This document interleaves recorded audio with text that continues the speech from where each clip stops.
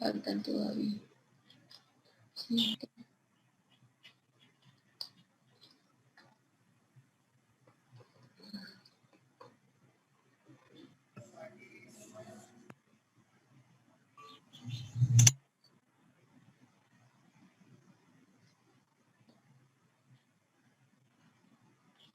Vale. ¿Cuántos son en total? Solo tengo 39 personas. ¿Alguien sabe cuántos son? Según yo son 42. 42. 42. Entonces me faltan 2 personas más. ¿Saben si ya se dieron de baja o no? Creo que solo un chico es el que falta. Ajá, hay uno que nadie sabe qué pasa con él. Es José Cruz, creo. Son 4. Otro grupo. Vale, van a ser equipos de 10 personas y en lugar del último examen lo que van a hacer es una animación de la contracción muscular. Yo les dije que el tema de contracción es como la panacea del fisioterapeuta. Si te sabes contracción muscular, ya le hiciste. Entonces van a hacer sus equipos de 10 personas. Ustedes díganme si ustedes los organizan o yo los formo. Nosotros los organizamos, por ejemplo. ¿Seguros? ¿No me van a dejar a nadie afuera? No, profa, Nosotros los hacemos. Ok, entonces en este momento necesito sus equipos. Así que tienen 2 minutos para postearme en comentarios cómo van a estar formados sus equipos con un nombre. Y les voy platicando en qué vamos a hacer. Van a realizar una animación sobre la contracción muscular. Ya sea que la realices con PowerPoint, que hagas un video entre todos, que obviamente no se tienen que juntar, pero no sé, cada uno que arme alguna parte y lo juntan al final, o que utilices imágenes y edites un video, como tú quieras, ¿vale? Y eso va a ser la calificación del examen de contracción muscular. Así que los 10 integrantes tienen que participar. Obviamente se va a escoger el mejor video, es el que tiene 10 y de ahí van bajando. El más bajo tendría calificación de 6. 10, 9, 8, 7. De 7, perdón, porque son 4 equipos nada más. Entonces el equipo que peor trabaje es el que se lleva el 7, de ahí 8, 9 y 10. Así que en este momento me suben en comentarios cuál es el equipo 1, cuál es el equipo 2, el 3 y el 4. ¿Y quién va a ser el representante de cada equipo, por favor? Y empezamos a anotar para que me quede yo ya con los nombres.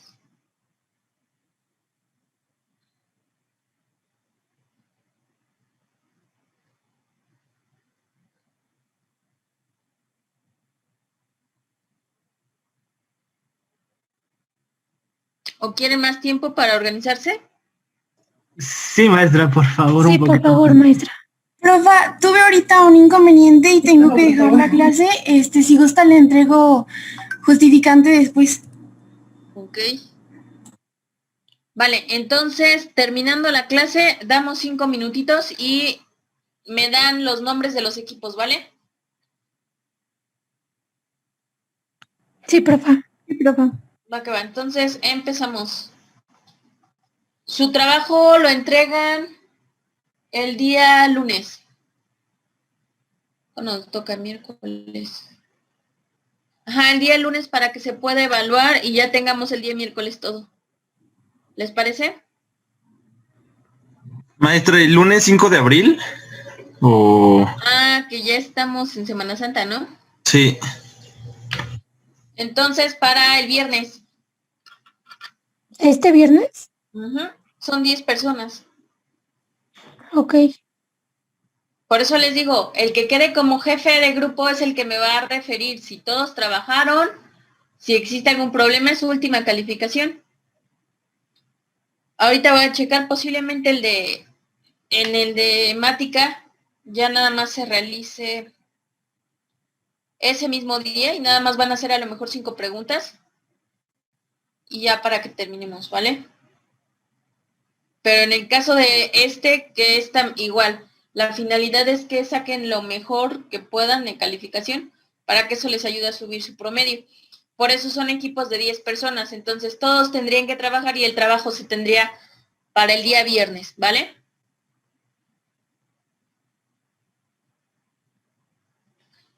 ¿Sí me escuchan? Sí, profa. Sí, profa. Sí, profe. Va. Entonces empezamos. La práctica de hoy nos toca citología hemática y vamos a hablar principalmente de lo que es el tema de sangre. En el caso de la sangre mencionamos que es considerado como un tejido líquido, ¿vale?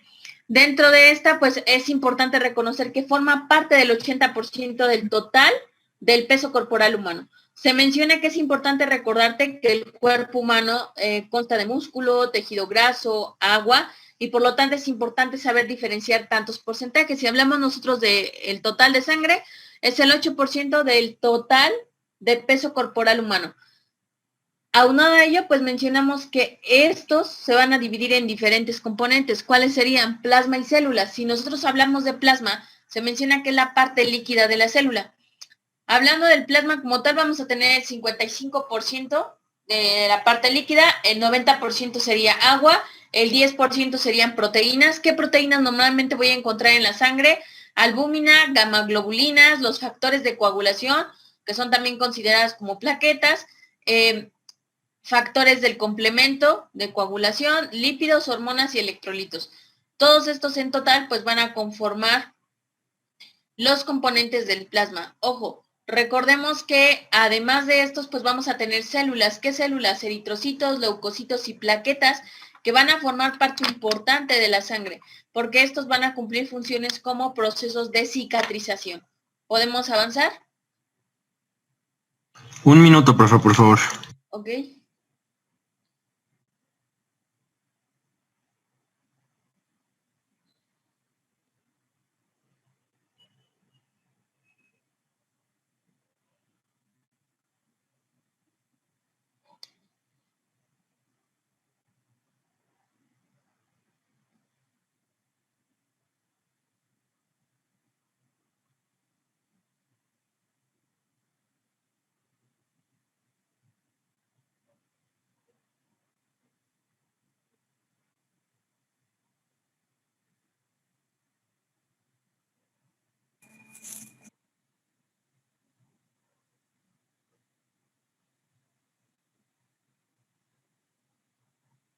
¿Ya quedó, chicos? Ya, Sí, profa. Sí, profa. Va. Ahora, ojo, mencionamos que el flujo sanguíneo siempre va a pasar a través de vasos, en este caso arterias, que van a tener adventicia interna y externa que busca proteger todos los componentes del...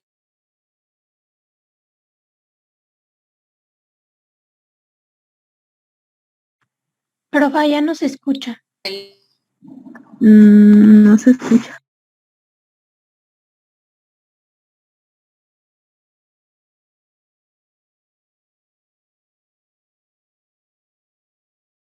el flujo sanguíneo. En este caso, la de... Profa. Ahí ya. No estoy hablando. Es que no se escuchó lo que dijo. Se estaba trabando. No estaba hablando, chicos. Voy a poner a Alan como hospedador por cualquier cosa. Alan, estás como hospedador, ¿vale? Ok, ahora, ojo, mencionamos dentro de los valores, una vez que ya vi los componentes del flujo sanguíneo y que mencionamos que este va a encontrarse o localizarse a lo largo de los vasos, vamos a encontrar también la presencia de ciertas cantidades con respecto a las células que se manejan.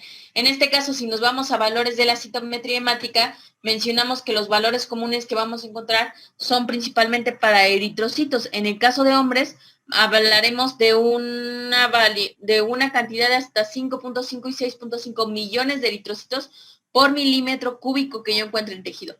Y en el caso de mujeres es un poco menor, de 4.5 hasta 5.5, ¿vale? Pero de igual manera se menciona que en el caso de mujeres existe una menor cantidad por la presencia de los periodos menstruales, que se menciona que en las pacientes pues tienen un sangrado, lo cual genera la deficiencia de estos eritrocitos.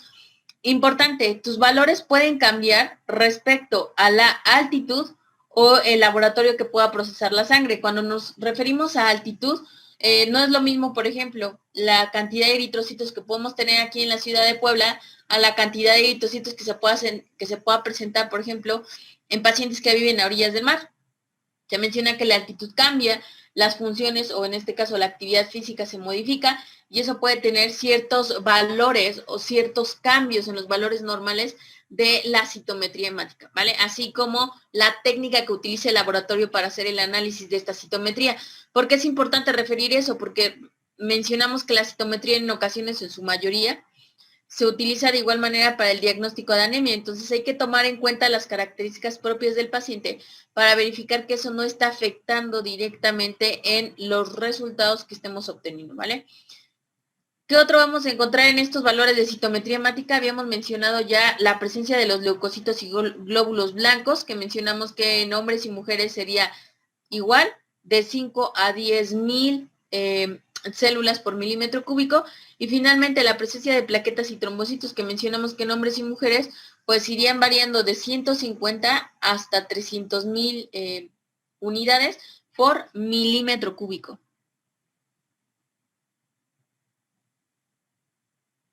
Ahora, ¿por qué es importante detectar el valor de la citometría hemática? Porque recordemos que estos nos pueden dar datos acerca de un padecimiento o patología que puede estar presentando en el paciente. En este caso, cuando hablamos de padecimiento o patología, pues verificar que no existe una anemia, una leucemia, ¿vale? Posiblemente una enfermedad en pila de moneda, que mencionamos que es un proceso autoinmune que se da a nivel de eritrocitos. Y entonces, con los valores referentes de estas unidades, pues yo podría verificar la presencia o ausencia de alguno de estos síntomas o padecimientos.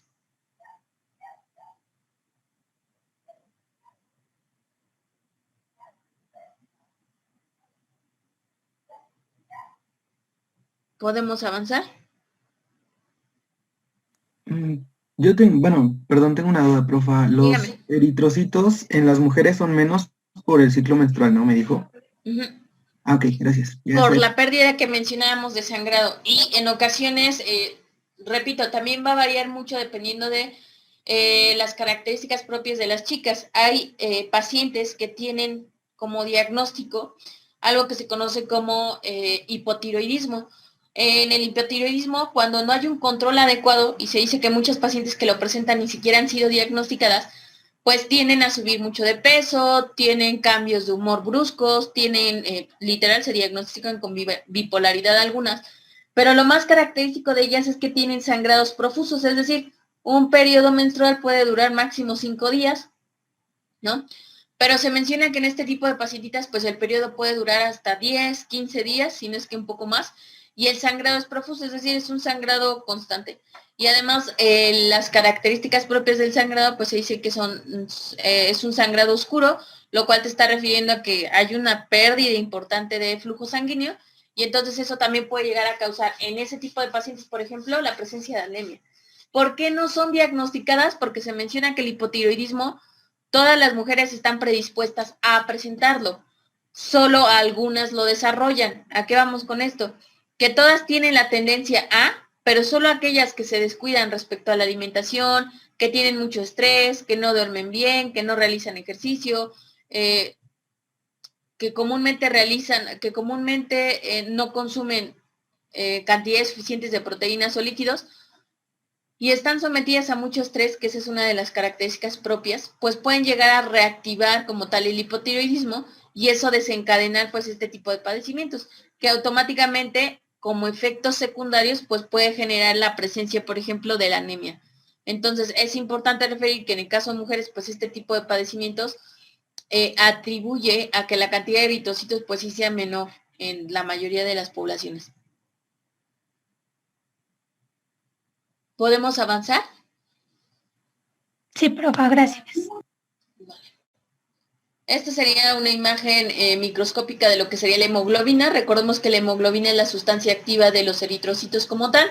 La hemoglobina va a estar formada por un grupo hemo y un grupo globina o la proteína globina, y que se menciona que esta sería la unidad funcional de los eritrocitos. Gracias a la hemoglobina, los eritrocitos tienen la capacidad de captar oxígeno y a través de este pues generar un proceso de hematosis, que mencionamos que es el intercambio de oxígeno por dióxido de carbono, que va permitiendo como tal un proceso de respiración funcional en el paciente.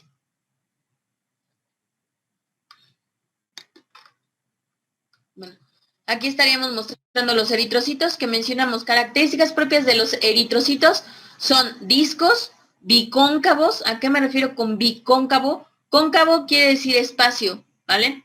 Hundimiento, ¿vale? Y aquí mencionamos que es bicóncavo porque del otro lado también va a tener ese pequeño hundimiento. Sin embargo, ese hundimiento no se perfora, todo el tiempo está sellado, ¿vale? Y diverge la cara anterior de la cara posterior.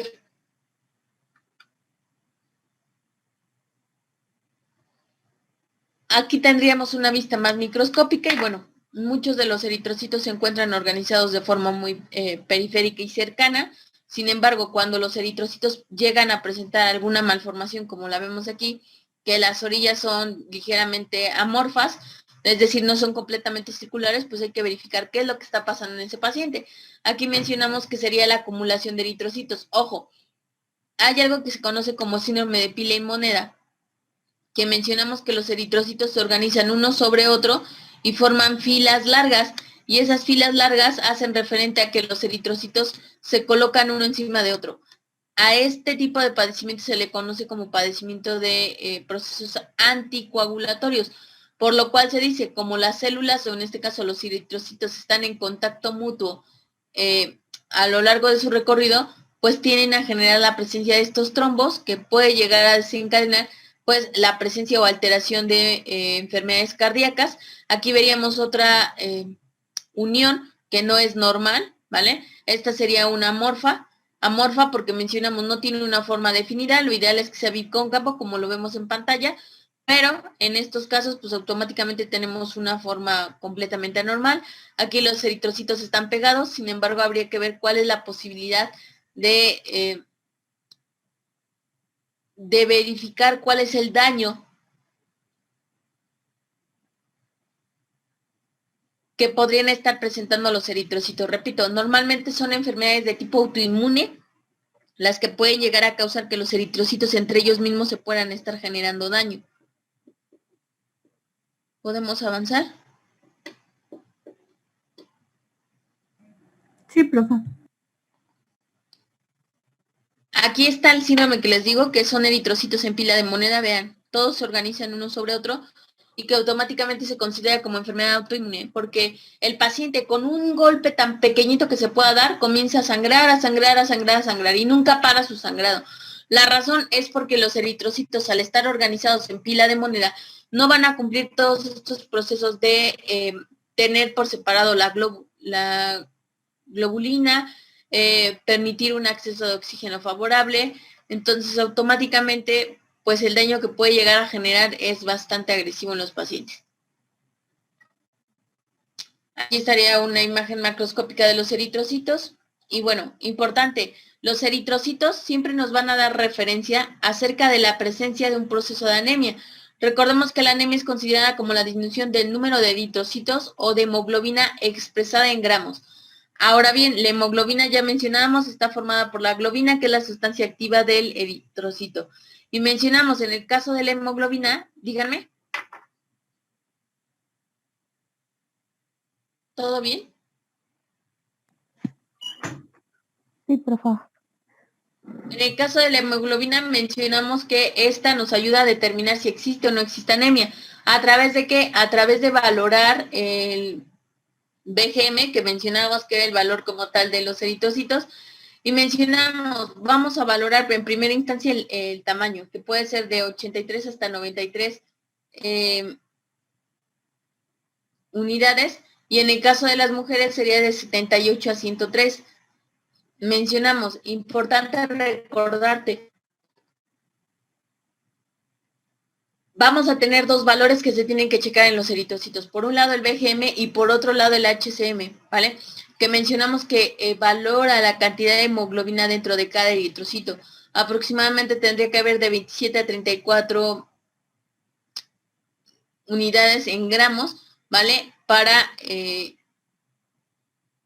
ambos sexos y que desde luego pues estos no generen alteración mayor en el sistema. ¿Por qué referimos esto? Porque muchos de los valores que encontramos en eritrocitos como BGM y HCM me pueden dar datos importantes sobre la presencia de algunas patologías. Ya lo mencionamos, en el caso del mismo paciente con alteración de eritrocitos, pues lo que busca es solo soluciones, ¿vale? Sin importar la apariencia que esté generando. ¿Podemos avanzar?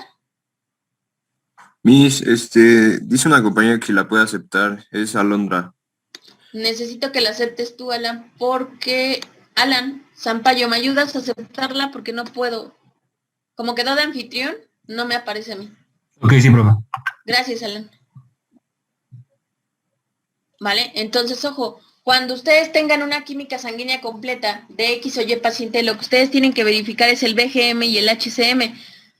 Obviamente, para cada rango, en este caso mujeres o hombres, pues vamos a tener valores diferentes. En este caso, los valores de referencia que vamos a manejar para hombres son 83 a 98 y en mujeres de 78 a 103. Y en el caso del HCM, pues vamos a manejar de 27 a 34. Ahorita les voy a mostrar cómo sería la combinación.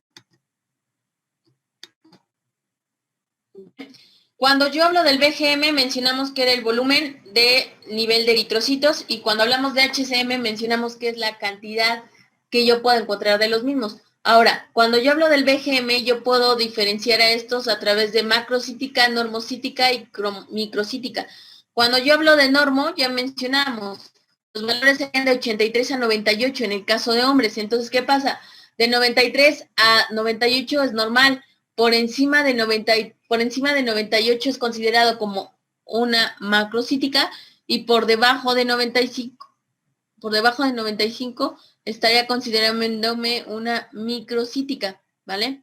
Entonces es importante recordar los valores del BGM, y si estos están normal, pues son normocítica. Si están aumentados, macrocítica, y si están disminuidos, microcítica. Ahora bien, en el caso del HCM, se menciona que yo puedo tener dos términos a emplear, que sería la normocrómica y la hipocrómica. En el caso de la normocrómica, pues normalmente es, verificar la presencia de la cantidad en los eritrocitos y responder de forma inmediata. En el caso de la hipocrómica, igual se menciona que la HC está disminuida, sin embargo son estructuras que se deben cosas que se deben cuidar, porque debido a que están haciendo algún tipo de actividad, si llegaran como tal a utilizar estos valores, pues es importante referir cuál sería el valor positivo y cuál sería el valor negativo. ¿Hasta aquí van conmigo?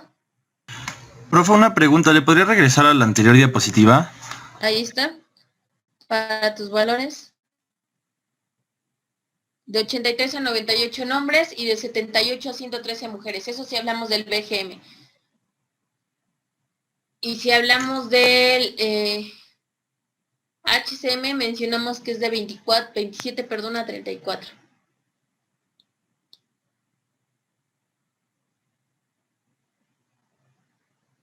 Gracias, maestra. Avanzamos entonces.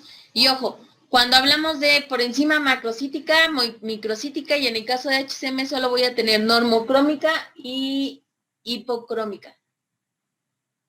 ¿Podemos avanzar? Maestra, ¿por qué no se puede, el HCM, por qué no se eleva? O bueno, a un nivel elevado, peligroso. ¿Qué es el HCM? Acuérdense. No sé si quisiera decirlo. La cantidad de eritrocitos. Ok, la cantidad de eritrocitos. Y entonces mencionamos, en el caso de la formación de los eritrocitos, estos ya van a estar definidos, se desarrollan conforme al... Déjenme, les voy a mostrar algo. Lo tenía por acá. Se desarrollan conforme al crecimiento del feto. Y por lo tanto se menciona, si hay un desarrollo fetal, pues automáticamente los eritrocitos no podrían seguirse formando, porque eso ya sería un padecimiento, una patología. Por eso se refiere que los eritrocitos pues en ningún momento cambian con respecto a su concentración, sino que los vamos a tener ya definidos, ¿vale? Quiero mostrar algo.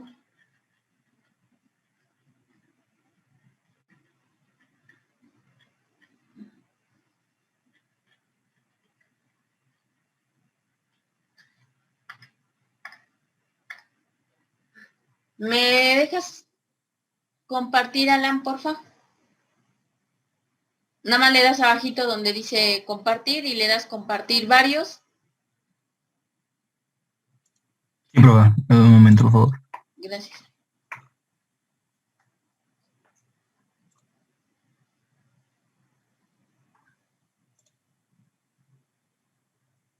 Se supone que ya prueba. No sé si... Dice, el anfitrión inhabilitó la función de compartir.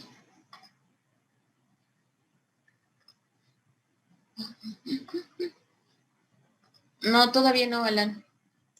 ¿Ya prueba? Ya, ahora sí ya le di. Ya. Muchas gracias.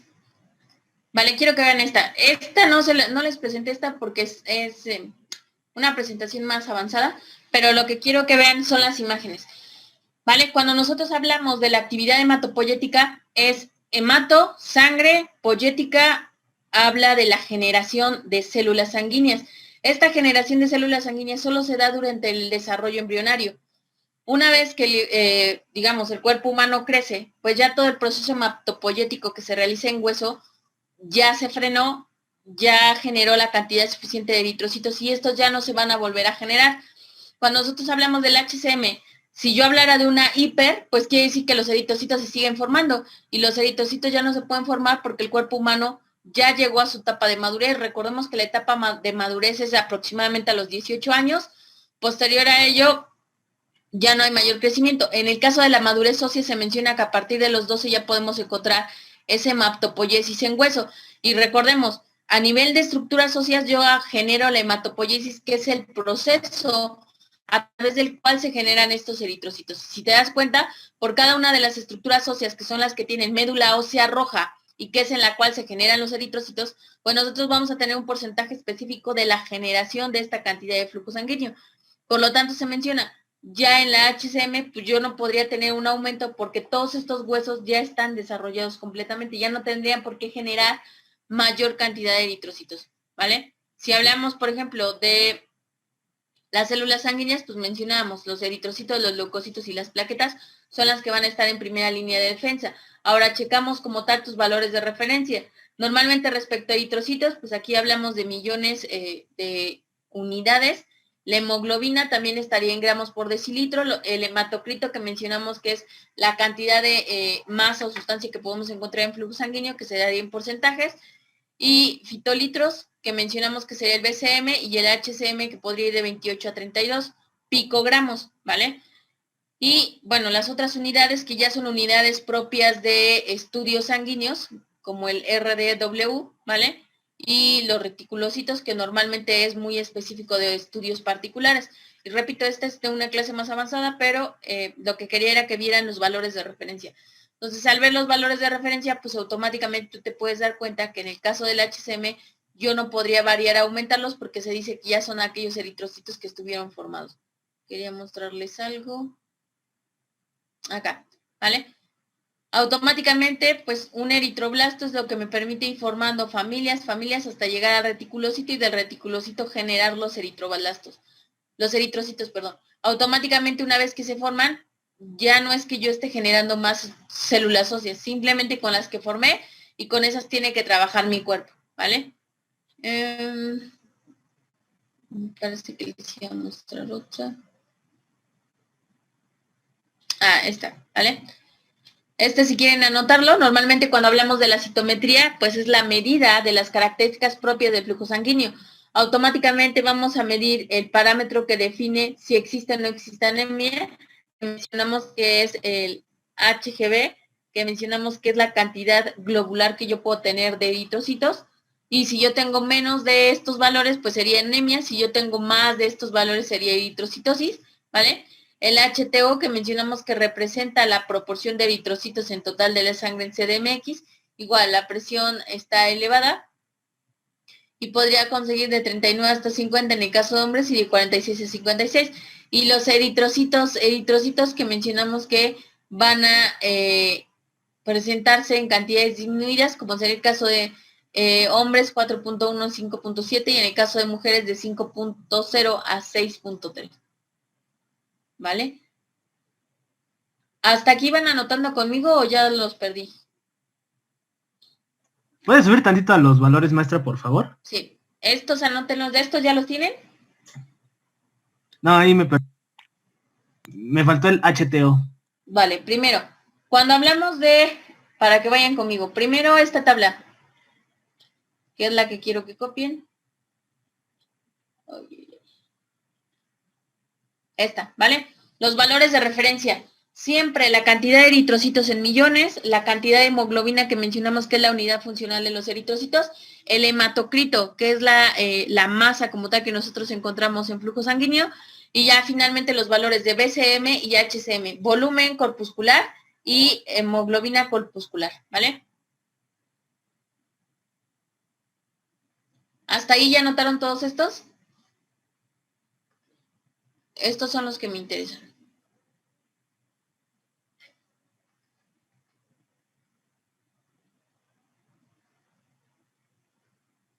Ya, maestra. Va. Ahora, ya que tenemos esos valores, pues recuerda que los eritrocitos son células que están ancladas a algunos organelos y que van a servir para el intercambio de oxígeno. Por lo tanto, cuando yo hablo de esta eritropoiesis, pues mencionamos que tienes que buscar o verificar ciertas características en el tejido humano. ¿Cuáles serían esas características? Los índices primarios para medir la hemoglobina y los índices secundarios. En el caso de índices primarios para medir la hemoglobina, pues para medir la cantidad de sangre en cuerpo, pues voy a medir hemoglobina, y en el caso de índices secundarios, pues voy a medir el volumen corpuscular medio o volumen granular medio, así también se llama, y automáticamente me voy a mi citometría hemática. En la citometría hemática, ¿qué voy a tener? Voy a tener la cantidad como tal que define la existencia de anemia, que en este caso sería la HGB, y mencionamos, los valores son de 12.5 a 16.6 en hombres y de 15.5 a 19.5 en hombres y de 12.5 a 16.6 en mujeres. Si yo tengo valores por debajo de esto, es una anemia. Si yo tengo valores por encima de esto, es una eritrocitosis. En el caso del HTO, lo mismo. Yo voy a verificar la cantidad de eritrocitos en total en sangre y automáticamente me voy en mujeres de 39 y 58% y en el caso de hombres de 46 y 56%. Y finalmente el número de eritrocitos,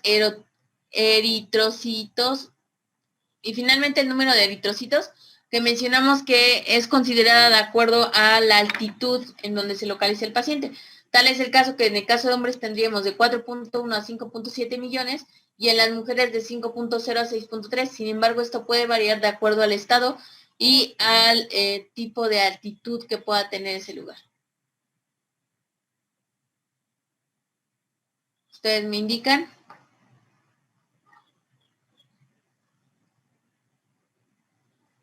Ya, profa. Va. Ahora, ya que tengo estos valores, también tengo estos otros. El volumen corpuscular medio o volumen granular medio, mencionamos que es el tamaño del eritrocito. Ojo, ¿cuál es la diferencia entre el HGB y el BM? Mencionamos que el HGB es la concentración que yo tengo en cantidad de eritrocitos que me puede dar una anemia o una eritrocitis. En el caso del BSM, o también conocido como BGM, es el tamaño de los eritrocitos. Una cosa es la cantidad y otra cosa es el tamaño. En cantidad mencionamos que eso va a definir alguna patología y en tamaño podría definir el tipo de anemia. Es decir, si tú tienes un valor por encima, un valor por debajo de esto, no sé, que yo te diga que tienes 11.5, ¿qué sería? Anemia. ¿Qué tipo de anemia sería esa? Bueno, pues me voy a mi volumen corpuscular medio y entonces digo, ok, si me dijo que es 100.5 y me dice que lo normal es de 84 a 100 fitolitros, pues automáticamente el 11.5 está por debajo de los rangos. Entonces, si está por debajo de los rangos, sería una anemia microcítica, ¿vale? ¿A qué voy con esto? Que con una tú diagnosticas en la patología y con el BGM o con el volumen globular medio, lo que identificas es el nivel de padecimiento que pueda presentar el paciente, ¿ok? Y entonces mencionamos, puede ser una anemia normocítica, si están normales, posiblemente la paciente apenas se está descuidando y por eso te dice que es una anemia normocítica, o bien ya es una anemia de varios años y se conoce como macrocítica, o bien es una anemia que apenas lleva 6 meses, pues la conocemos como microcítica. ¿De qué va a depender? De los datos que se nos otorguen.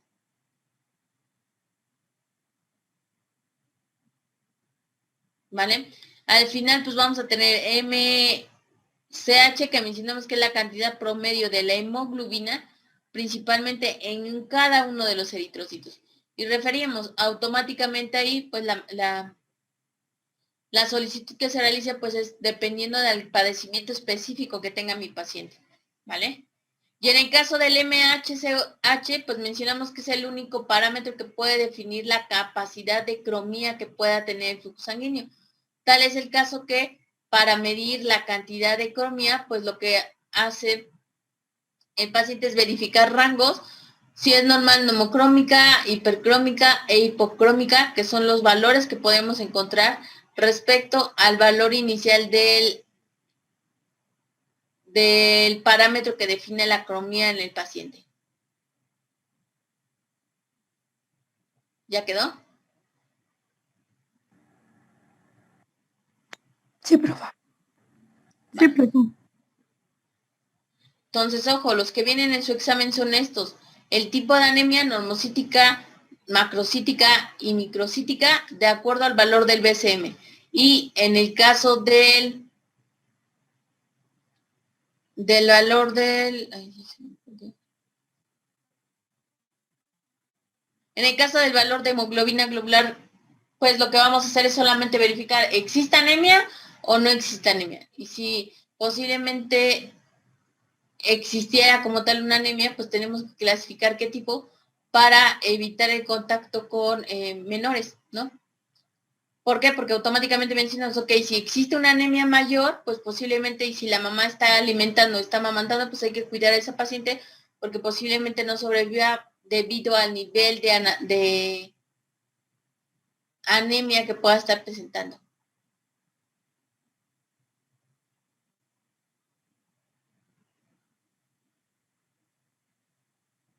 ¿Podemos avanzar?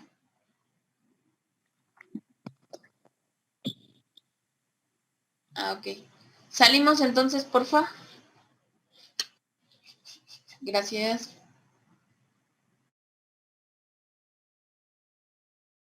Que se da a nivel pulmonar. Los movimientos ameboideos, pues ya mencionamos cuáles eran en prácticas pasadas. Quienes los van a realizar son los glóbulos blancos, y esto con la finalidad de llegar hasta tejido conectivo. Y finalmente la fagocitosis, que mencionamos que es la capacidad de englobar sustancias, degullir, y automáticamente que la célula, con ayuda de lisosomas, pueda degradar a la sustancia que no quiere el tejido.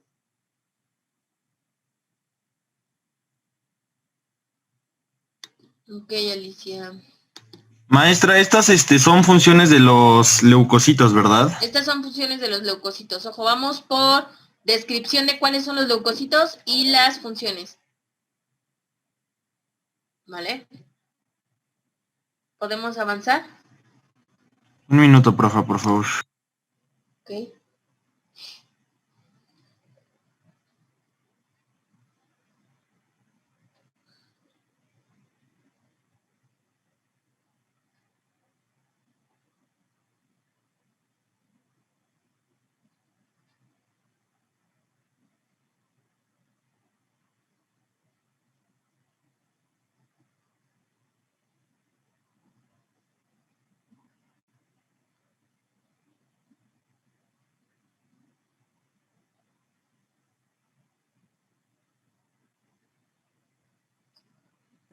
Ya, profe.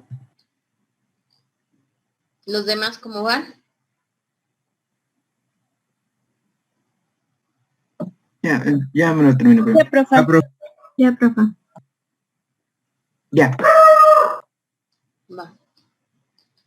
Ahora, aquí, bueno, normalmente es, déjenme bajar para que puedan ver la imagen completa.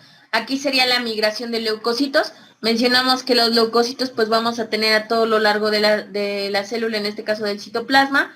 Pueden viajar y estar limpiando al interior del citoplasma con los procesos de fagocitosis para que se pueda dar el recorrido adecuado del flujo sanguíneo, ¿vale?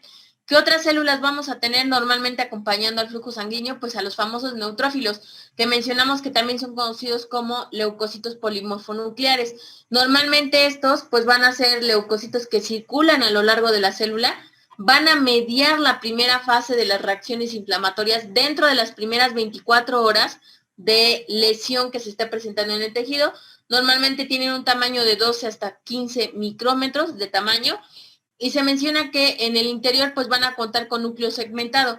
¿A qué nos referimos con núcleo segmentado? Que cada uno de estos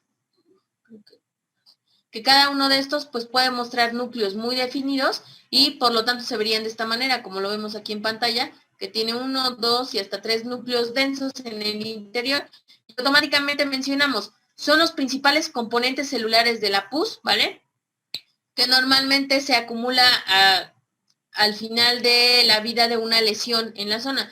En este caso, los neutrófilos lo que llegan a hacer es a evitar la presencia de tejido inflamatorio o reacciones inflamatorias, como sería el caso de la acumulación de pus sobre tejido, con la finalidad de evitar como tal una lesión mayor en el tejido. Se menciona que los neutrófilos pues, automáticamente llegan de igual manera a fagocitar todas las sustancias que no se requieren en la zona de lesión y esto pues va a permitir al final que la zona cicatrice y pueda tener como tal un cierre favorable.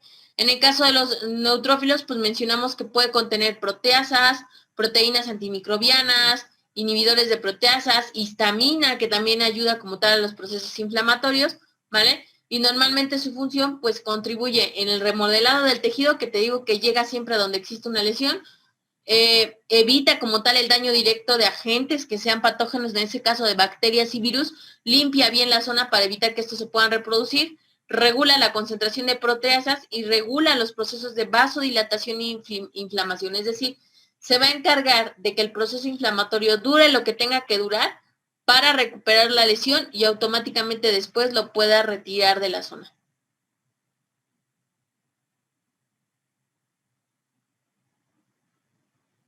¿Podemos avanzar? Sí, profe. Sí, profe. Los eosinófilos, que son otros de los que mencionábamos, pues estos son considerados como las primeras, las células de mayor importancia en el ámbito fagocitario, porque mencionamos que automáticamente pues pueden engullir a todas las sustancias que se quedan en el citoplasma y que no requiere la célula. Normalmente estos tienen un núcleo bilobulado, aquí lo vemos, son 2 núcleos grandes los que lo caracterizan. Normalmente mencionamos que tiene un tamaño menor de 9 micrómetros, y automáticamente en el citoplasma mencionamos que se puede contener gránulos específicos con un color rosa intenso como lo vemos en pantalla y escasos gránulos azurófilos que son ligeramente azulados, pero que van a tener la función de lisosomas. Recordemos que los lisosomas tienen enzimas lisosómicas en su interior que ayudan a degradar las sustancias que se encuentran recorriendo la periferia. Aunado a ello, pues mencionamos que los eosinófilos, la principal función es que son defensa contra parásitos e incluso la presencia de gusanos en la zona. Recordemos que todas estas células, una vez que se lesiona el tejido cutáneo, pues son la primera línea de defensa de procesos inflamatorios y ayudan a la recuperación de heridas. Por eso se menciona que los eosinófilos, son células de primera línea de defensa, porque evitan que se pueda replicar un parásito y de igual manera que se pueda generar la presencia de algún gusano en la zona. Desempeña el papel de alergias, ¿por qué? Porque se menciona que cuando el paciente es alérgico, los eosinófilos son los primeros que se activan e informan al sistema inmunológico para que el paciente pueda evitar el contacto con ese objeto que genera su alergia. Y en el caso de citocinas, mencionamos que las citocinas que están altamente relacionadas con los eosinófilos, pues son las interleucinas 3, la interleucina 5 y la célula de crecimiento, que sería la GM, que mencionamos, promueven la maduración de eosinófilos. Con estos, pues estos pueden madurar muchísimo más rápido. Mencionamos que estos pueden tener proteínas catiónicas, ribonucleasas, citocinas, que son otras enzimas que encontramos, quimiosinas. Automáticamente, en el caso de proteínas catiónicas, pues induce a la formación de ROS, que mencionamos que es otra sustancia que ayuda como tal a las primeras líneas de defensa. Mencionamos que también se puede generar vasodilatación y desgranulación. De los basófilos y dentro de las principales actividades, pues es su actividad antiviral, ¿vale? Y la modulación de la respuesta inmunitaria. ¿Por qué antiviral? Porque mencionamos los eosinófilos, al estar directamente localizados sobre la zona de lesión, evitan la replicación de los virus en la zona, o en este caso virus o parásitos. ¿Podemos avanzar? Sí, profe. ¿Los demás podemos avanzar? Sí, profe. Sí, profe. En el caso de los basófilos, pues mencionamos, no son fagocíticos, sin embargo siguen teniendo gránulos en su interior. Normalmente se dice que son los leucocitos de mayor cantidad que podemos encontrar en el tejido sanguíneo. Normalmente se menciona que hasta 1% puede llegar a tener glóbulos blancos. Normalmente se menciona que estos se deben, o su presencia se debe a la concentración de moléculas de sulfato, y normalmente que puede estar ligada como tal a la presencia de parina. Asimismo se dice, los basófilos están llenos o cubiertos en su interior de lo que sería la histamina, que mencionamos, aumenta como tal la permeabilidad y la actividad del músculo liso en los vasos sanguíneos. Entonces, en el caso de estos, pues mencionamos que los basófilos van a generar o desencadenar las respuestas del proceso inflamatorio, que sería aumento de coloración, aumento de temperatura, rubor en la zona e incapacidad para recibir alguna especie de tacto.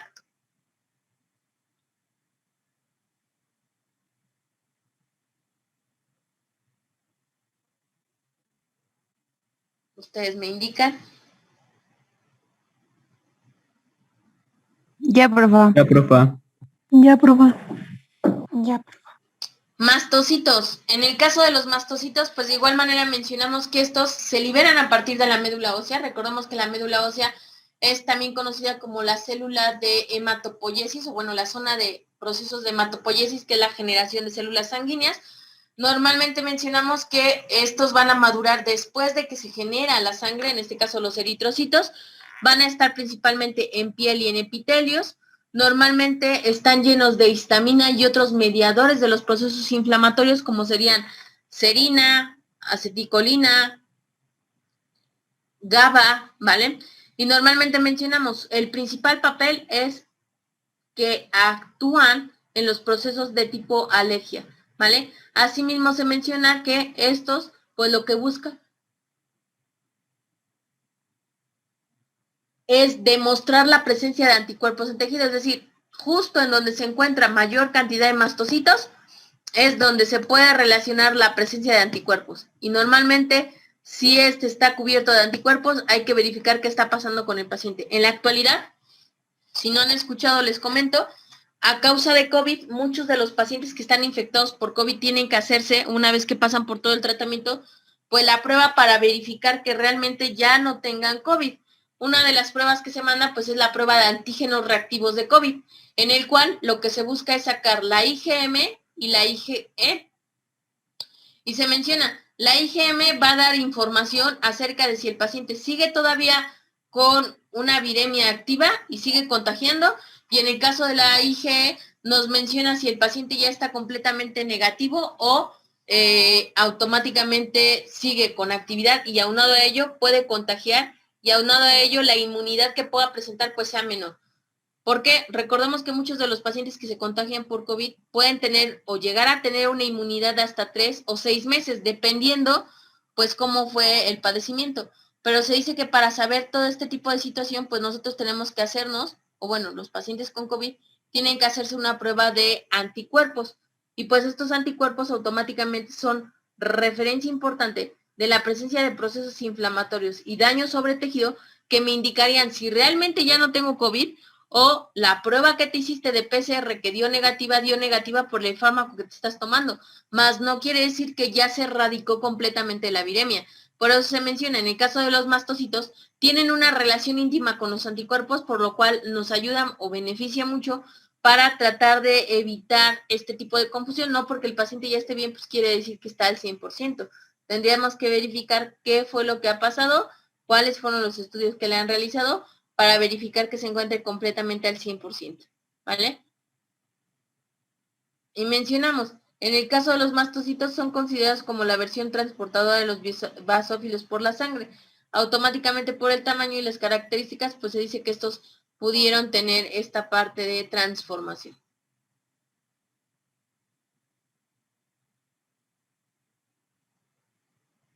Ustedes me indican.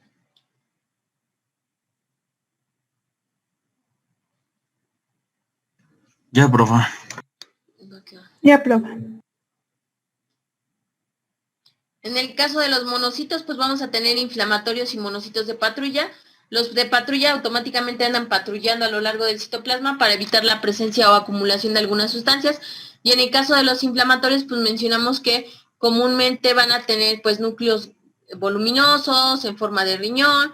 Normalmente se menciona que se presentan de forma abundante en el citoplasma, de tal manera que en conjunto llegan a dar una apariencia de gris azulado. Normalmente mencionamos que se encuentran en la circulación y migran hacia tejidos con la finalidad de verificar la presencia de algunas diferencias en las zonas o en este caso alguna población en específico que pueda estudiarse a través de este tipo de agente.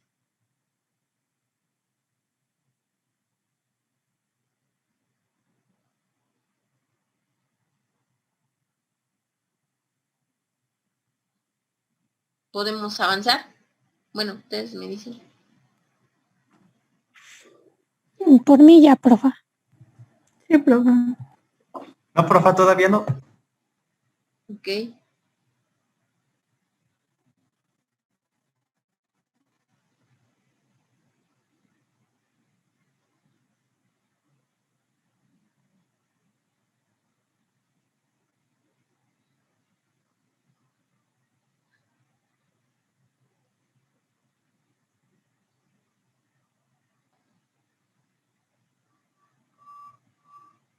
¿Ya está?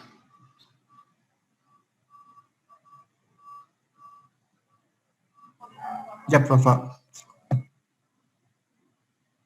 En el caso de macrófagos, normalmente mencionamos que es la primera célula que se encuentra en el proceso de hematopoiesis porque los macrófagos van a comerse a todas estas celulillas que se encuentren en la periferia y que no estén favoreciendo en los procesos de regulación del proceso inflamatorio. Normalmente mencionamos sus funciones son fagocitar, es presentadora de antígenos, participa en los procesos inflamatorios que principalmente se den por lesiones en la zona y permite la ingesta de sustancias que no son afín para el citoplasma, en este caso van a cumplir la función de células apoptóticas, que se dice que consumen aquellas sustancias que no deberían de estar en el tejido y automáticamente pues las degrada, ¿vale? Ojo abajo, déjenme ver si me puedo acercar.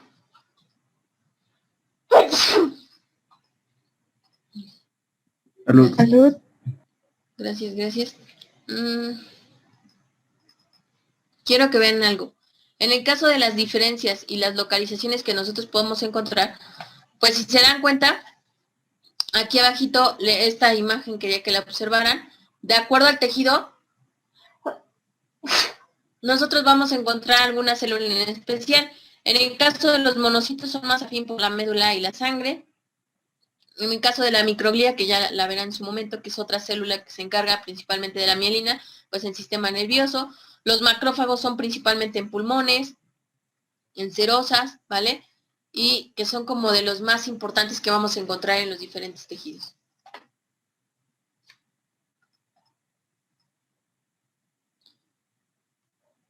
Y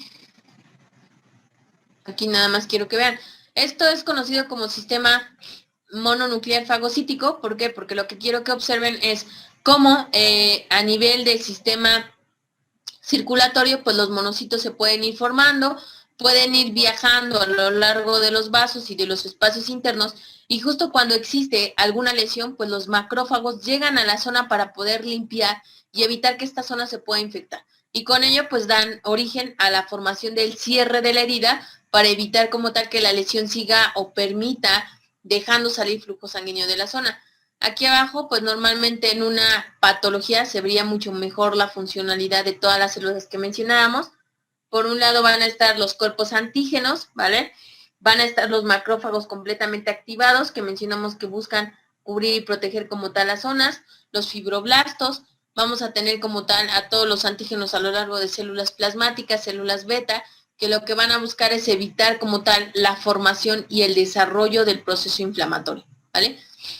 Normalmente estas células pues van a ser, referíamos, la primera línea de defensa. ¿Cuál otra vamos a encontrar? Pues normalmente los linfocitos. ¿Qué eran los linfocitos? mencionábamos que estos pueden tener una medida favorable de 7 hasta 9 micrómetros. Normalmente los encontramos relacionados directamente con glóbulos blancos, pero se menciona que estos pueden expresar receptores antígenos, que se menciona que automáticamente van a ocupar pues un espacio mayor en citoplasma, pero se menciona que este puede o tiene la capacidad de proliferar fácilmente, debido a que es un órgano, una célula que permite llegar hasta el sistema nervioso central, pues se puede modificar desde luego algunas de sus funciones.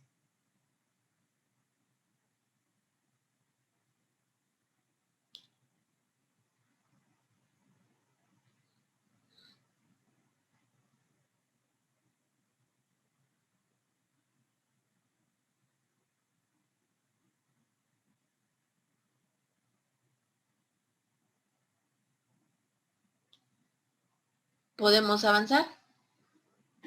Sí, profa. Sí, profa. Tipos de linfocitos que vas a ver, normalmente linfocitos tipo B o también tienen respuesta antígeno CD20, los linfocitos tipos T que tienen respuesta a los CD4 y CD8, que ya los van a ver en procesos inflamatorios, comúnmente en la materia de fisioterapéutica, y los natural killer que van a tener afinidad por los CD16 y los CD56. Normalmente, si se dan cuenta, en el caso de los linfocitos, pues actúan en los procesos inmunológicos. Recordemos que tenemos inmunidad humoral e inmunidad mediada por células, y automáticamente pues la inmunidad contribuye a que la zona lesionada pues evite una replicación de parásitos en la zona. En el caso de las natural killer, pues la función es destruir aquellas células extrañas en el proceso de recuperación de la inflamación para evitar, repito nuevamente, que se replique alguna bacteria o virus sobre la zona. ¿Podemos avanzar? Sí, profa. Sí, profa. Sí, profa. Aquí quiero, bueno, esta imagen, si gustan, estas sí se las puedo pasar porque esta es mía. Las otras no, porque sí son de laboratorio, pero estas sí se las puedo pasar para que no estén anotando tanto. Y lo único que quiero es que observen, vean las imágenes. En el caso de neutrófilos segmentados, pues los núcleos son muy densos y tiene hasta 3 núcleos. Neutrófilos encallado, pues normalmente tienen forma de herradura y son muy pequeños. Los linfocitos comúnmente tienen un núcleo denso y solo un núcleo. Los monocitos mencionábamos que tiene 2 núcleos unidos a través de una pequeña, un pequeño puente. Los eosinófilos de igual manera tienen 2 y hasta 3 núcleos internos, y los basófilos se menciona que son los que tienen más núcleos, pero son micronúcleos, ¿no? Y se marca como tal la diferencia de todas mis células de procesos inflamatorios, como lo observamos en pantalla. Las plaquetas, ¿cuál es la función de las plaquetas? Pues principalmente se menciona que es un producto fraccionado de los megacariocitos. Los megacariocitos pues son células de mayor tamaño que se fraccionan y dan origen a las plaquetas. Las plaquetas mencionemos que son anucleadas, es decir, no tienen un núcleo como las células que anteriormente mencionábamos, pero sí es importante referir que tienen una concentración específica que puede llegar de 150 hasta 450 por mililitro de sangre, y que la principal función que cubren pues es principalmente la de formar una plaqueta de protección en la zona, y así pues evitar como tal el sangrado. Automáticamente forma pequeños agregados celulares que van a permitir que se cierre una herida. Normalmente se menciona que en las características propias de su observación, pues a lo largo de su periferia es ligeramente azul claro, ¿vale? Y en la zona central pues se encuentra un color violeta ligeramente oscuro que se conoce como cromómero, pero que automáticamente está favoreciendo a la desintegración de la zona y permite la formación de pequeñas plaquetas. ¿Podemos avanzar?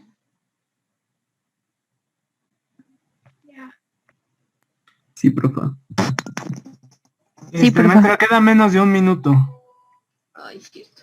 Salimos, por favor, y volvemos a ingresar. Gracias.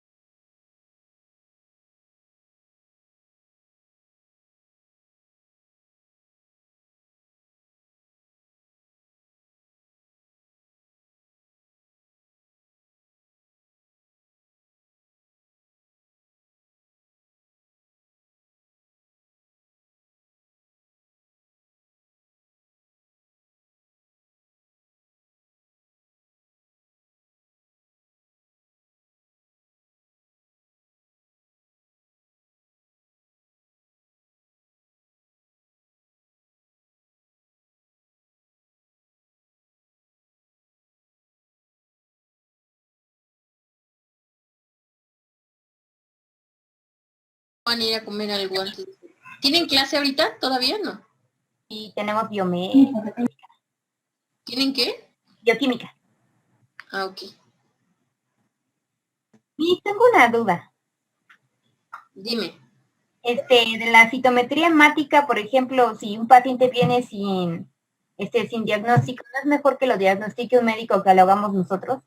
Ah, sí, yo no estoy diciendo que lo diagnostiques tú, yo estoy diciendo que si no llega tu paciente con diagnóstico y llega directamente contigo a terapia, tú tienes la obligación de verificar cuáles son los síntomas del paciente, y si el paciente ni siquiera sabe su diagnóstico, tú tienes la obligación de verificar sus estudios y decir, ok, este paciente posiblemente tenga una anemia, no la atiendes y lo mandas. No estoy diciendo que lo diagnostiques ni que le des farmacología, solo que verifiques cuáles son las características propias del paciente, y una vez que lo verifiques, ahora sí decidas si lo puedes atender o lo refieres al área médica, en este caso a medicina general, para que le hagan los estudios pertinentes. ¿Por qué? Porque pasa mucho, y lo he visto en escuelas particulares, ya espero más adelante nos lleguemos a conocer en otras materias, pero he tenido la oportunidad de dar ponencias en otras universidades. Entonces, ¿qué pasa? Tienen mucho la idea de que el paciente solo llega y te dice, me duele la espalda, me duele la pierna, la rodilla, atiéndeme. Y entonces, ¿cuál es la diferencia de un guapo con otra universidad? Que el de otra universidad dice, ah, sí, le duele la rodilla, le voy a poner ultra, le voy a poner láser, le voy a poner compresas, le voy a poner TENS. Y no analizan la situación que tiene el paciente. O sea, ellos se fueron porque le dolió la rodilla y pues le pongo TENS, le pongo calor y ya está. Y fisioterapia no es eso. Fisioterapia no es nada más poner y aplicar agentes. Fisioterapia es analizar por qué está presentando ese dolor en rodilla. ¿Realmente es un dolor musculoesquelético o el paciente puede tener ácido úrico, puede tener triglicéridos elevados y por eso le está generando dolor?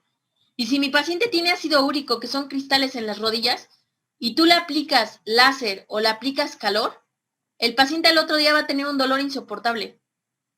Y entonces, ¿qué pasa? Yo siempre los invito, cuando doy ponencias en otras universidades, a que analicen al paciente. No solamente porque el paciente llega y te dice, me duele la rodilla, ponme tenso, ponme frío, pues le voy a poner eso. Entonces, la invitación es a que con estos conocimientos, ustedes que son de UAP y que saben que no es fácil entrar a esta universidad, cada que tengan un paciente, analicen. No porque el paciente llegue y diga, me siento mal, atiéndeme, luego le vas a ir a aplicar agentes. Primero, le haces una historia clínica, checas en caso de que tenga el paciente.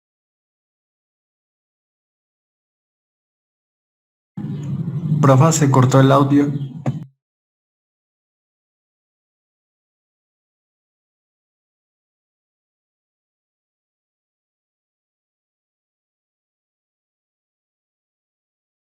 Paciente estudios, sus estudios son básicas para todo. Ahí creo que ya vi. Es que está entrando una compañera, déjenme esperar que entre. ¿Ahí ya me escuchan? Sí, profe, yo Ya. Sí, profa. Sí, profe, ahí se le escucha. Perdón, es que estaba entrando una alumna y se traba. Ah, les mencionaba. ¿Dónde se quedaron? En que nosotros tenemos que saber evaluar al paciente antes de... Exacto. Muchas veces queremos que todo llegue del área médica y a veces ellos dicen, dolor muscular, mándalo con el fisio. Y entonces, si tu pacientito llega y tu pacientito te lo dice y ya les va a tocar, es que no me dio diagnóstico, pero me sacó todos estos estudios. Y literal, lo que hace el paciente es que te los saca y te los da. Entonces, no es que tú lo diagnostiques, compañera, es que con esos estudios tú digas, ok, trae un dolor muscular muy fuerte, me trajo estos estudios, veo que tiene, checo su química sanguínea, aquí hay parámetros anormales, sabe qué paciente, vaya a su médico general, que le revise estos estudios, que le dé un diagnóstico y un tratamiento, y en caso de que usted siga con esa molestia, regresa a fisioterapia que nosotros lo vamos a atender. ¿Por qué? Ustedes hacen un juramento cuando terminan la licenciatura, y ese juramento es ayudar a los pacientes siempre y cuando esté en tus manos realizarlo. De nada sirve, porque existe el karma, que tú digas, ay, pues este paciente tiene anemia, pues me lo quedo, le pongo agentes, me paga mi consulta y ya después que vea a ver qué. Creo que a nadie le gustaría que si tu familiar tiene algún padecimiento, pues le roben el dinero solo por querer ventaja económica, ¿no? Entonces, la invitación es a que el que conozcan ustedes estos datos es para que cuando llegue el paciente, tú digas, con base en lo que tú analizaste de sus estudios, si ese paciente es candidato a fisioterapia o lo tienes que referir a medicina, ¿vale? Y si tú dices, ok, la química sanguínea me marca parámetros anormales, entonces no es muscular la lesión. Mándalo al médico y ya si el médico te lo refiere, pues ya es otra cosa. Pero ya estás actuando de forma ética con ese paciente. Si no lo haces de esa manera, pues, compañeros, déjenme decirles que no está en la profesión adecuada, ¿vale? Esa es la idea de que ustedes conozcan todo esto.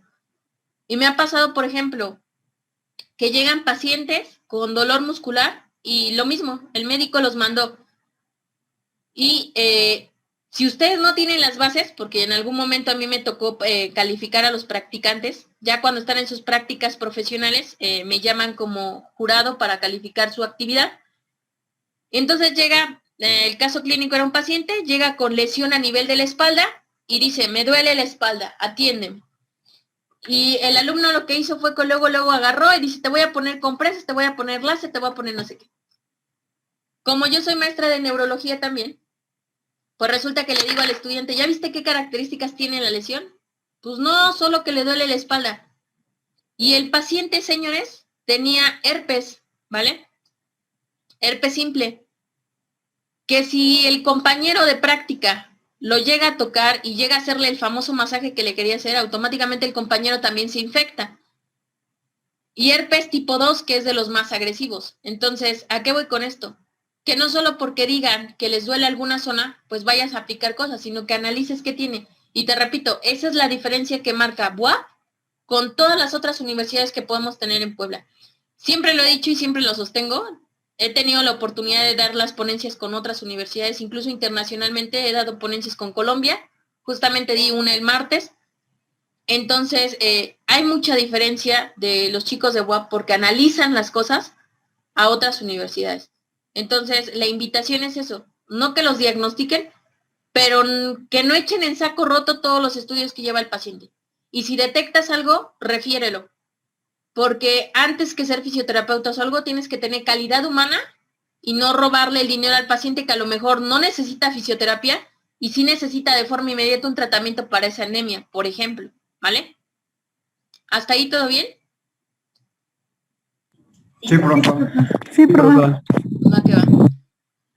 Entonces nos quedamos en las plaquetas y recordemos, las plaquetas comúnmente van a formar este tapón sanguíneo que va a permitir el cierre de alguna herida o de algún proceso de lesión como tal en tejido cutáneo. Entonces es importante que las plaquetas pues se encuentren en concentraciones adecuadas, pues que eso va a favorecer mi herida.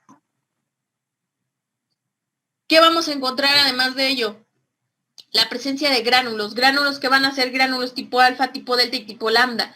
Los alfa normalmente mencionamos que pueden tener diferentes factores como factor fibrinógeno o factor plaquetario que ayuda a que una vez que se aglutinan en la zona, las plaquetas generan ese sello o esa cicatriz y eso favorece a que la herida pueda cerrar y de igual manera que el proceso inflamatorio pues se frene.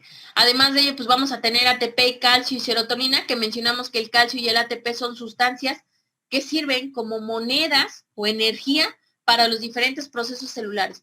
Y finalmente los LAMBA, que son lisosomas, una vez que la plaqueta ya selló, ya hizo su parche, 2, activa las células periféricas para que cierren la zona, los lisosomas se van a encargar de limpiar toda la zona para evitar que alguna bacteria se pueda reproducir en el interior del tejido, ¿vale? ¿Podemos avanzar? Sí, profe. Vale. Ya, llegamos a la parte final que es tu práctica. Lo que utilizamos es una tinción de Gray, ¿vale? Lo que usamos es principalmente una solución de alcohol, ¿vale? Con colorante ácido para que se adhiera principalmente a los eritrocitos. Lo que vamos a obtener es un efecto Romanowski, que normalmente es colorear de color púrpura a los núcleos de los leucocitos, de los gránulos neutrofílicos y de, en el caso de los glóbulos rojos, que los tiña de rosa, ¿vale? Normalmente lo que que hacemos pues es una coloración policromática y lo que buscamos es realizar recuentos diferenciales de glóbulos, estudiar la morfología de glóbulos rojos, plaquetas, leucocitos, sangre periférica, esto con la finalidad de verificar la presencia de algún padecimiento en el paciente, como en este caso la presencia de la anemia.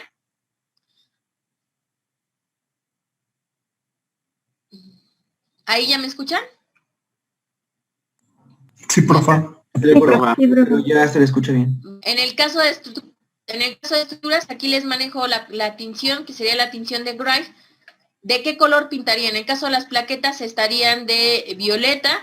En el caso como tal de los eritrocitos estarían en color rojito, como lo vemos aquí en la B. En el caso de los macrocitos estarían aquí en el C. Y finalmente los linfocitos serían los D. Y en el caso de los A serían la presencia de leucemia. Ojo, déjenme aumentar esto. Quiero que observen algo. Estos van a ser eritrocitos normales, que se ven en rojito, se ven circulares. Si ven esta parte en blanquito, pues se dice que es ligeramente cóncavo, o sea, está más delgadito por el centro. Y vean esto. Estos dos son imágenes de eritrocitos. ¿Cuál va a ser la diferencia? ¿Cuál creen que sea la diferencia? En uno sí se encuentra la concavidad y al otro no. Exacto. Vean aquí también la cantidad. Tengo varios y juntos, digamos que se ve más llena la muestra. Y en este caso, pues están muy dispersos. Esto, señores, es una leucemia, ¿vale? Que mencionamos que puede ser causada ya por una anemia crónica, perdón. Y entonces, pues se ve la diferencia. Mis eritrocitos son circulares, tienen este núcleo o centro que es el bicóncavo, ¿vale? Están en mayor cantidad, tienen una coloración rosada.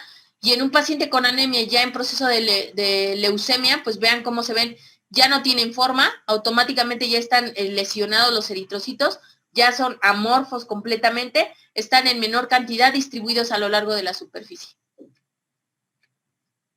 ¿Va que va? Y abajo, pues ya solamente estoy mostrando algunos otros, que en este caso serían los linfocitos, que se verían así teñidos, y recordemos que los linfocitos solo tienen un núcleo, y las plaquetas, que las plaquetas la característica es que tienen gránulos en su interior, y esos gránulos pues ayudan a que se cierre como tal la lesión. ¿Va que va? Y bueno, con la tinción, pues aquí te muestro cada una de las apariencias que adoptaría cada una de las estructuras en sangre. Aquí estaría el desarrollo morfológico, normalmente de la distribución de la hemoglobina, los tipos de formas que pueden adquirir cada una de estas células, tanto los microcíticos como macrocíticos, cómo se vería. Y recordemos la distribución que puede ser distribución aglutinada o en pila de moneda, así se llama, que puede generar como tal una patología, que aquí lo estamos viendo en la microscopía. Recordemos que en esta práctica pues se realiza un frotis sanguíneo, la finalidad pues es dispersar toda la muestra, recordemos que es a 45 grados y así pues poder explorar la forma que puede tener el eritrocito. ¿Dudas o preguntas hasta aquí, chicos? No, profa. No, profa. ¿Va que va? ¿Me anotan su nombre, por favor?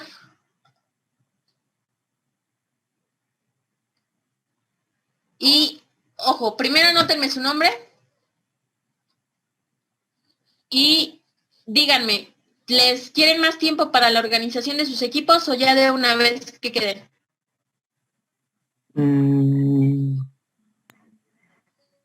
Ya de una vez. Vale. Entonces, primero su pase de lista. Profa, Dígame. ¿podría explicar otra vez lo del trabajo? Es que entré un poquito tarde y no pude escuchar bien. Por favor. Van a ser equipos de 10 personas y van a desarrollar una animación de los pasos y componentes de la contracción muscular. ¿Ok? ¿Algún mínimo de tiempo o máximo, profa? El mínimo de 15 minutos, el máximo lo que quieran. Lo pueden hacer con imágenes, pueden hacer un video en el cual cada uno de ustedes sea una proteína y representen el movimiento, ¿vale? Quiero, ¿cómo dirían? Imaginación por parte de ustedes, inventiva. Son solo 4 calificaciones, que sería 10, 9, 8 y 7. El peor trabajo se queda con 7, el mejor se queda con el 10. Y cuenta desde los créditos, tu presentación, el nombre de los alumnos, el tema, que des una pequeña descripción al inicio, que tenga sonido tu video, que se vea claramente la representación de la contracción muscular. Prohibido que solo me pongas un video de la contracción muscular. La idea es que o lo representes tú con seres humanos o lo representen, no sé, con una maqueta y que uno grabe una proteína, el otro otra y que después lo junten, o que realicen dibujos y hagan la animación con los dibujos a mano. Inventiva, jóvenes, para el primero, segundo, tercero y cuarto lugar, ¿vale? La entrega es el día viernes. ¿Por qué el día viernes? Porque son 10 personas. ¿Vale? ¿Sí queda claro? Sí, profa. Entonces, ¿me dan el nombre de los componentes de los equipos ahorita o quieren más tiempo?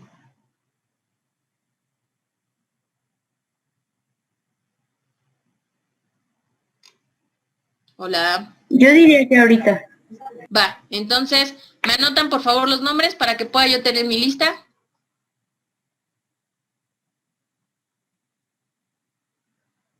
Ok. Sorpréndeme, Juan Pablo. Perfecto. Acuérdense que su equipo tiene que tener un nombre. Los leucocitos, los neutrófilos, contracción muscular, basófilos, los eritrocitos, fagocitos, los canales iónicos, como se quieran poner, pero que tenga que ver con la práctica, ¿vale? Los flagelos, como se quieran poner, pero tiene que tener el título de su video, ¿vale? Sugiero que sea un video llamativo, que me haga aprender realmente los pasos de la contracción muscular.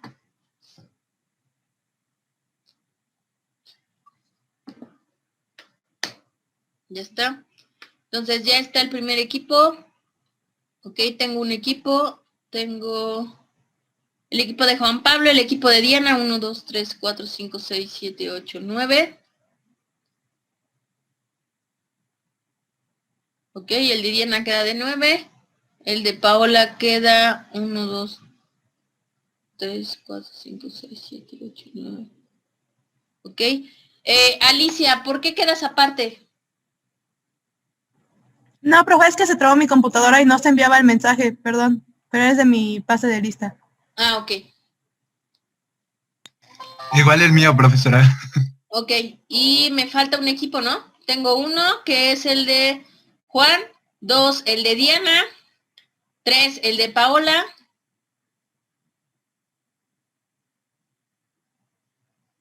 Y me falta un equipo. Sí, profesora, ya lo vamos a poner. Vale. Sí, ya voy. Y Elizabeth Amador dice que no tiene equipo. Pues pregunta, mija, ¿con quién o quién te acepta? Profa, Elizabeth era de nuestro equipo, pero ahorita no sé por qué se borró su nombre. Ahorita la vuelvo a poner. Ah, va. Entonces, porfa. Y se supone que la otra semana ya es Semana Santa, ¿no? Sí. Sí, profa. Les sugiero una cosa. Ahorita que está, ¿cómo decirlo? Fresca la práctica, les mando esta presentación y les hago el examen. Ustedes díganme, de estos días, jueves o viernes.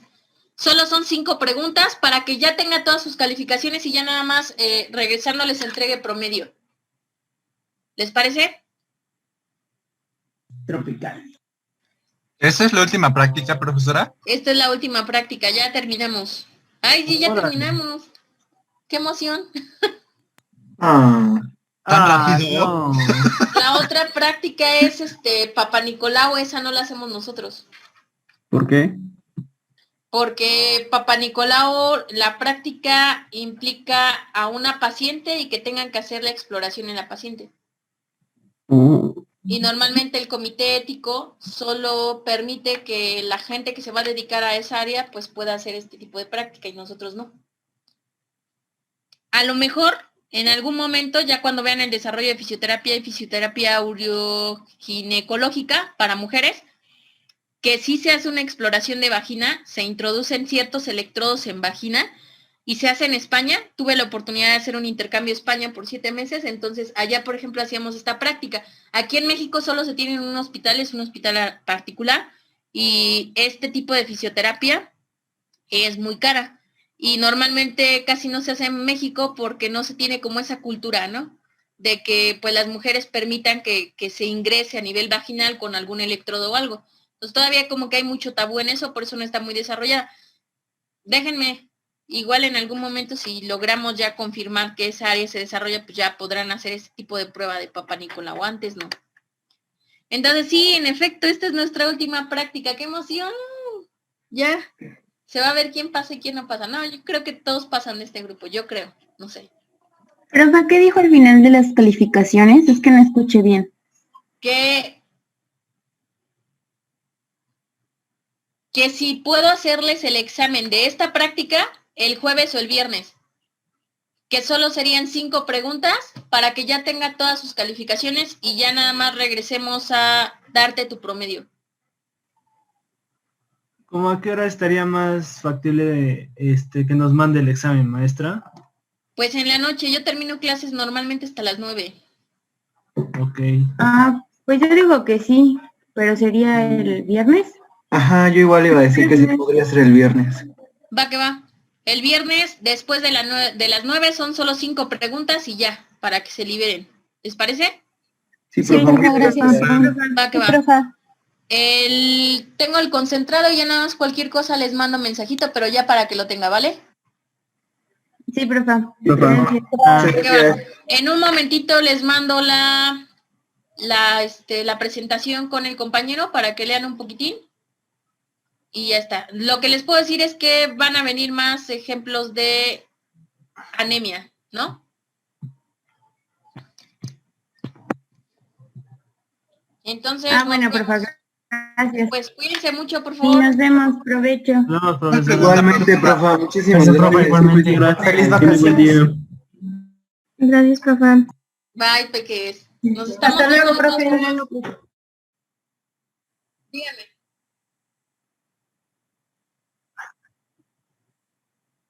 Va que va. Va que va. De nada, peques. Cuídense. Provechito a todos. Gracias, profesora. Una pregunta. Gracias, profa. Gracias, profe, igualmente. En dado